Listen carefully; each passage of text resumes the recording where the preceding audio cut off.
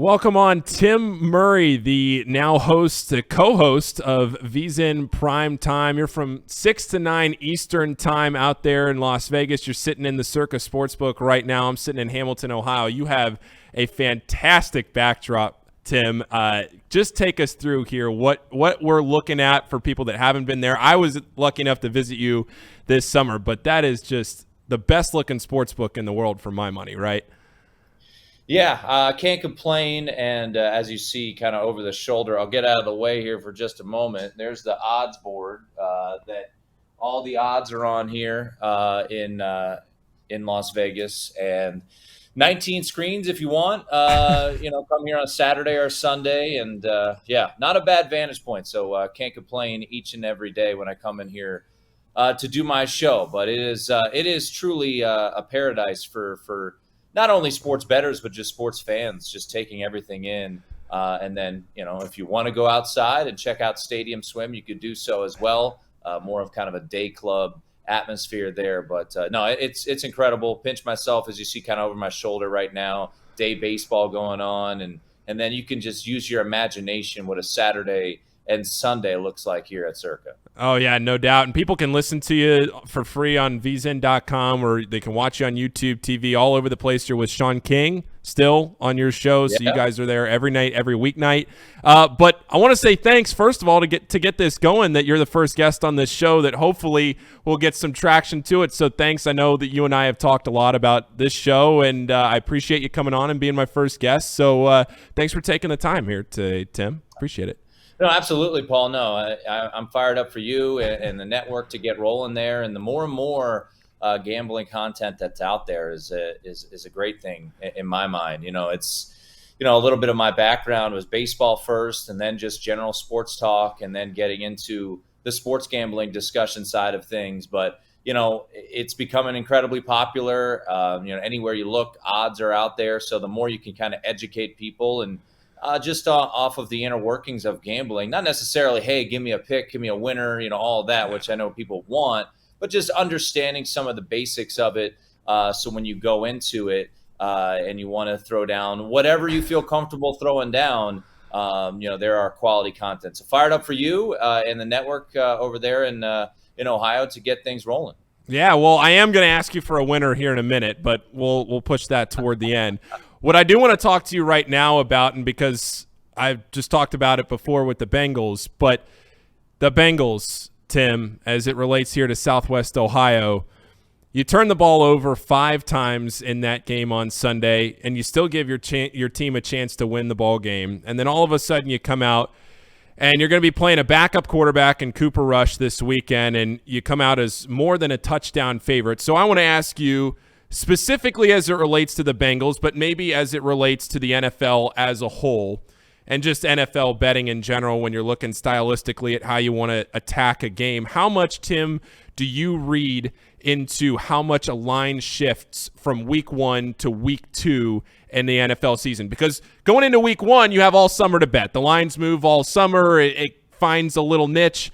But from week 1 to week 2, you only have a couple of days in there for things to shift around. So how much do you read into a poor or a good performance from week 1 to week 2, and how you all in Vegas talk about these games?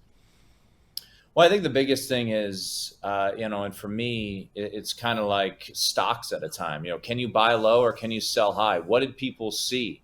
So for the Bengals, maybe a little bit different there locally, but nationally, what is the perception? It's the Super Bowl runner-up hangover. This team isn't ready. But as you pointed out, Paul, look inside the box score. Don't just look at things vanilla. It was a 23-20 loss in overtime, and we all know, the missed extra point and the missed field goal. But you mentioned it, the turnovers. You look at sustainability, whether it's being too many turnovers or you're getting a lot of turnovers. All those things generally come back to meet in the middle. And I think that's the biggest thing to making an adjustment. So, what were those overreactions from week 1 to week 2? I do think if you can take a look at some of those, summer lines, those are usually pretty tight. How did those move? And now, outside of injuries, which obviously the Cowboys are dealing with, the loss of a starting quarterback, which is a massive loss, is this a spot where the Cincinnati Bengals are looked at as, maybe a buy low opportunity? I would say, unfortunately, because of the Dak Prescott injury, Paul, this isn't a buy low opportunity on the Bengals because, you got Cooper Rush coming in, and in his limited, time on the field on Sunday night, he did not look the part as a starting quarterback in the NFL. Yeah, so the Bengals opened somewhere around 8. They're at 7.5-point favorites right now, and the total's at 41.5. There's not really, it feels like, a whole lot of value there either way on the Bengals, because if you're looking at it, like you said, you're playing a backup quarterback, but you're going on the road, and you're getting more than a touchdown. Part of what we're doing here on this show and what I want to do is, as you said in the very beginning, educate people not just on what you're doing and how to manage your money, but also what some of these smart tactics are. And I think there's none better way to do this than doing it in the first interview. I think a lot of beginning bettors look at that 7.5-point line and they think to themselves, okay, well, I'm going to buy down, right? I'm going to take that half point and I'm going to get to 7 because that's a touchdown. That's the magic number. Tim, I'll give you the floor here. Why should or probably should not people do that? Yeah, I would say more so in college football. There's so much volatility. So I have this discussion a lot on my show. And look, this isn't me saying this. This is people who have been doing it a long time. So I'll start college, we'll go to the NFL. Sure. Buying points comes at a price. And you got to think about this thing long term. Over the long term, ultimately, are you going to profit from paying an extra price buying that point? So when you buy from, let's say, 2.5 to 3, that's going to be about 20 cents. So normal VIG is minus 110. Most spots are going to charge you about 20 cents from get to one of the biggest key numbers in the NFL, which is 3. So, I always be cautious buying points. I will say this, though. You look at the line this week, I'll tell you right now, Paul, Cincinnati will be a very, very popular teaser leg. And here's why. Yeah. Because it's at 7.5 and it's a very low total, you're getting a little bit more value on the points that you're getting. So usually juice on a 2-team 6-point teaser is minus 120. So you're paying a little bit extra, but you're getting the opportunity to use 6 points for both games. And when you have a low total like 41.5, those points are more valuable than, for instance, a total of, let's say, 54.5. So when you look at Cincinnati and Dallas and you buy that down to 1.5, you're getting through the key numbers of 7, 4, and 3, all very important numbers in the NFL. So when you're looking at teaser legs, what are you getting through? Whether it be up or down. Never tease through 0, because if you tease through 0, that's a number that's dead, right? You're not using anything. A game can't land 0. I guess it did last week, technically. Indianapolis. Almost did for the Bengals. Almost probably should have done for the Bengals. But yeah, you look at, another game that might be an interesting one for people to use. Washington on the road at Detroit. This was maybe a bit of an overreaction to a performance in week 1. That game open pick is now 1.5. You get Washington up to 7.5. So I will say, teasers are certainly something that I know a lot of people utilize. It gives you that little flexibility. And I personally wouldn't tease college football. Like I said, there's so much volatility. And you can almost tell, Paul, when the books are okay with you doing something. So over the years here in Las Vegas, different books have changed the prices on 2-team teasers. They've gone from minus 110 to minus 120. Some books, the one I'm sitting at is minus 125. But if you go to tease a college football game, it's usually your standard minus 110 because they don't really worry about those 6 points being all that important. I know it's fun to do, the money line parlays, which I'm sure a lot of people will do, and I'm sure the Bengals will be in plenty of those this week too. So yeah, it depends ultimately what you want to do, right, Paul? Do you want to, have a fun 5-leg parlay that those things are glorified on social media all the time? It's kind of like a lottery ticket. I'm not going to say don't do those, but if you're trying to, make money over the long haul, it's a grind. And you're going to have your ups and your downs, but if you kind of stick to your, the mathematical values, you're going to be okay over a long term if you're making the right move, not buying points all the time. Yeah, and Neil Greenberg wrote an article in the Washington Post. I don't know if you read that article about some of the basics with teasers and with buying points and whatever. And it's like you don't want to buy just from going to 4 to 5.5. It's almost like if you're going to buy from 4 to 5, you might as well just go to 6.5. Get yourself a little bit of an extra value there to get into that touchdown. But yeah, I think you're spot on with all of that. And you threw in a little extra pick there with Washington too. I want to talk a little college here too.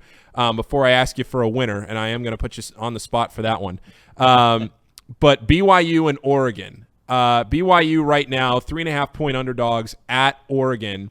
And you listen to what people are talking about with BYU and how their schedule is setting up. You get a big win over Baylor at home this past weekend in double overtime without two of your best receivers on that team. But the reason I want to talk about this game is because BYU is one of those teams that almost sets up like Cincinnati last year, where if they win this game on the road at Oregon, you could argue that they, at the end of the season, if they run the table, might have the resume to make the college football playoff. I don't think that's crazy to say. They're 3.5-point underdogs on the road. Do you see value in a plus 150 money line there for BYU, or is that not big enough for you, Tim? I don't personally, and I want to I'm glad you brought this game up. This is a perfect scenario.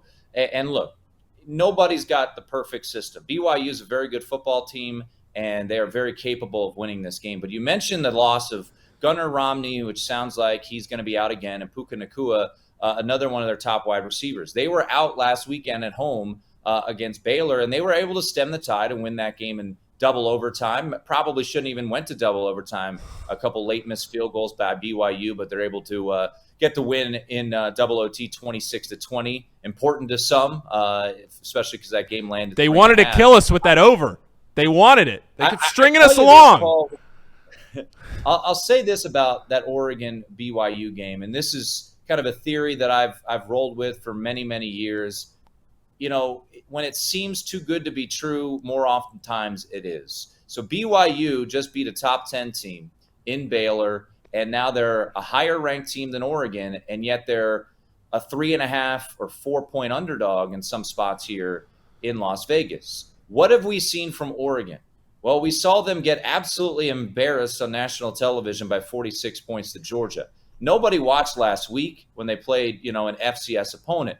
I think this is a really good opportunity to buy low. And I think we mentioned those look-ahead lines, those game of the year lines. There really hasn't been much movement from the summer. So in the eyes of odds makers, nothing has really changed with this Oregon and BYU game. I would say this would be a very popular dog play, BYU going on the road. And, BYU had some youngsters step up, which I was really impressed by last weekend. But now they're going on the road against Oregon, a very hostile environment. For Autzen Stadium, I think I would have preferred this to be a night game there, maybe to get an extra little bit of juice there. But Bo Nix also historically has played pretty poorly on the road at his career at Auburn, but has thrived at home. And this is an opportunity at home for Bo Nix to take care of business. So I actually don't like BYU in this spot. I would lean towards the Ducks taking care of business and covering the 3.5 on Saturday afternoon at Autzen. All right. Well, now to wrap this up here, Tim, I'm going to ask you for a winner. And this show here, one of the ideas with this show, I explained it at the top of the show in the opening segment, but one of the things that I want to do in this show is you don't want to get bogged down too much into the weeds, right? That's the whole idea behind the name of it being not too picky, right? You sometimes you get lost in all these stats and the analytics and everything else, and sometimes you just want to have fun. You want to look at a pick. You want to say, give me one reason why I should bet this game. Do you have something between now and our next show on Monday that you can say, hey, look, Paul, I feel I'm your first guest on this show. I feel good about this one before Monday. No, there's no pressure here, but you are the first guest picker on this show, so I'll take a winner. No pressure. There are a couple games that intrigue me. Right. I'll just throw those out. Those won't be the official play here. I like it. More value. I took Tulane plus 14.5 in a potential look-ahead spot for Kansas State. Kansas State plays on the road at Oklahoma next week, so that's one to look at. Bowling Green intrigues me. That's gone through a key number of 17, but Bowling Green, after losing the 7 OT thriller against Eastern Kentucky, which was a dagger to me because I have over 3.5 wins on the Falcons. But now they're playing Marshall, coming off that Notre Dame upset.